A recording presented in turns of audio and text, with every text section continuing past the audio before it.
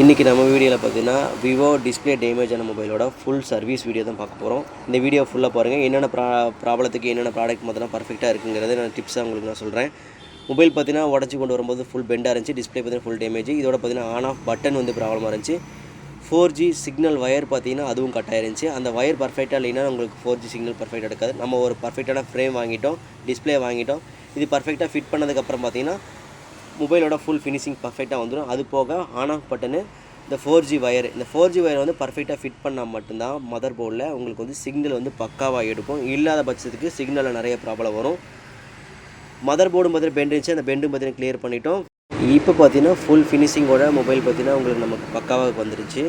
எந்த ஒரு பெண்டும் இல்லை, எல்லா ப்ராப்ளமும் கிளியர் ஆகிடுச்சு. இந்த மாதிரி ப்ராடக்டை வந்து புதுசாக ஃபுல்லாக மாற்றினா தான் உங்களுக்கு ஃபுல் பர்ஃபெக்ஷன் இருக்கும். ஒரு சாட்டிஸ்ஃபேக்ஷனோட மொபைல் யூஸ் பண்ண முடியும்.